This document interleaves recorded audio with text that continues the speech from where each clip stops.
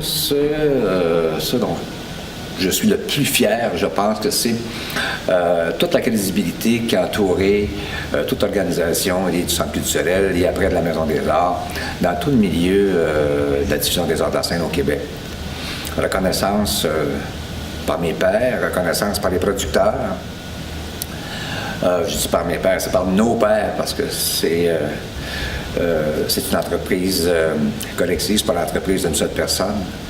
On a bâti ça ensemble, on est parti de zéro, en fin de compte, au niveau de la diffusion, pour emmener l'organisation du Centre culturel de Drummondville comme étant un chef de file au Québec dans la diffusion des arts de la scène. Et ça, c'est une belle fierté. Reconnaissance également au niveau du ministère, au niveau du secteur privé de la diffusion, je pense à la DIS, je pense aux producteurs de spectacles, aux artistes aussi qui aiment ça venir chez nous, qui ont toujours aimé ça venir chez nous, même si dans le temps, avant la rénovation, on trouvait que ça sentait le chlore, mais il y en a ça quand même de venir chez nous. Le défi que nous avions, en fin de compte, c'est qu'au début, il n'y avait quand même pas énormément de salles de spectacle attitrées comme telles. Le fait d'avoir créé le réseau Accès, c'est-à-dire que Drummondville, Trois-Rivières et Sherbrooke ont créé le réseau Accès qui est devenu Rideau par la suite. Ça a fait en sorte que le métier de diffuseur est devenu une profession reconnue. Et le défi, c'était toujours de rester toujours en tête de file, toujours être en avant, et je pense qu'on a bien réussi ce défi-là. On a fait une belle équipe, on a créé une belle équipe chez nous au Centre culturel et à la Maison des Arts. Tu ne peux pas bâtir de projet si tu n'as pas les fonds nécessaires. Et tu ne peux pas toujours compter sur les subventions. De toute façon, il faut que tu te débrouilles aussi. Puis on nous a suivis. Je pense au conseil municipal ici, je pense aux gens de la ville, je pense aux directions générales ici qui ont passé et qui sont encore là et qui ont toujours été derrière la Maison des Arts. Et ça, pour moi, c'était une belle reconnaissance. Moi, il y a des collègues qui me disaient de l'extérieur, à Drummondville, ce qu'on retient, ce qu'on remarque, c'est la facilité de réunir le monde sur des projets collectifs. Tout le monde oublie qu'on a peut-être on ne peut pas toujours s'entendre à merveille, mais quand on a un projet, on oublie ça, puis on se range derrière le projet, puis on le fait. Et ça, c'est une marque de commerce, je pense, de la ville de Drummondville, effectivement.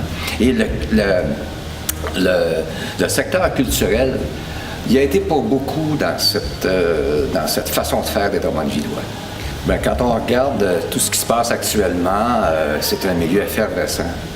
Où la création est présente, la formation au niveau des activités culturelles également. C'est une grande force pour Drummondville. Le fait aussi que le Centre culturel a été une maison de la culture, une maison qui accueillait les organismes et les artistes. Et ça fait partie des gènes même de la Maison des Arts, parce que ça a toujours été comme ça. En 1967, vous savez que c'était Germaine Proulx qui accueillait, avec l'Académie de Belin, qui accueillait les gens au départ. Avant qu'il y ait du monde, dans les bureaux, Germaine était là. Et déjà, tout ça, ça a toujours existé chez nous, ça. Et cette effervescence-là, on le voit de plus en plus. Et ça fait des petits, ça fait son bonhomme de chemin.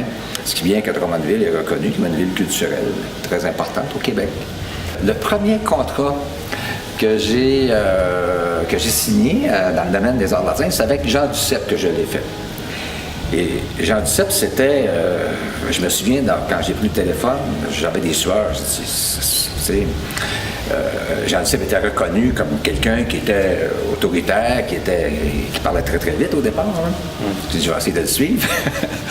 Puis qui me dit, c'était une pièce qui s'appelait « Je veux voir Miusov », qui mettait en vedette Béatrice Picard. C'était la première fois qu'on négociait avec eux parce que c'était le producteur privé, c'était les productions Pierre qui faisaient le théâtre ici avant que nous, on s'est mis à la diffusion.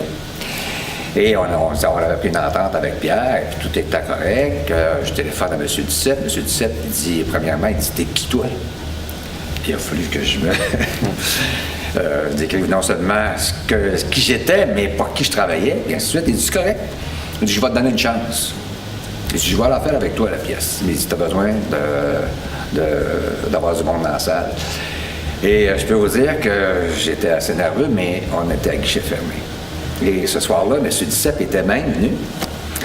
Et puis il m'avait dit après, OK, on va faire affaire ensemble. Fait que là, j'ai dit, ouf, quel soulagement.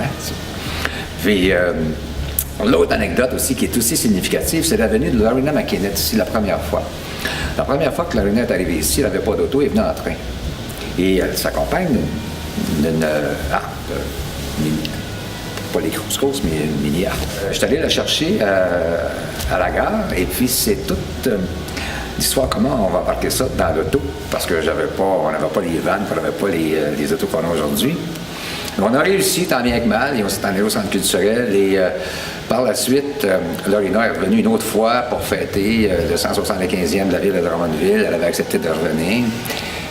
Et là, après ça, elle est revenue en 2007 envers et contre le désir du producteur qui s'occupait des affaires de Loreena au Québec et dans le nord des États-Unis, c'était Ruben Fugu, que je connaissais bien. Mais Ruben, il disait, elle ne viendra plus jamais à Drummondville parce qu'elle fait des salles de 17, 18 000, 20 000 places. Mais je lui ai dit, demande, lui. Et finalement, il lui a demandé, puis elle a dit, oui, je vais aller à Drummondville. Et ça, c'est une reconnaissance. Et puis quand elle est arrivée, elle se souvenait encore de cette fameuse histoire d'entrer l'instrument de musique dans la valise. Puis par la suite, il y a des suites à ça. Il y a des artistes qui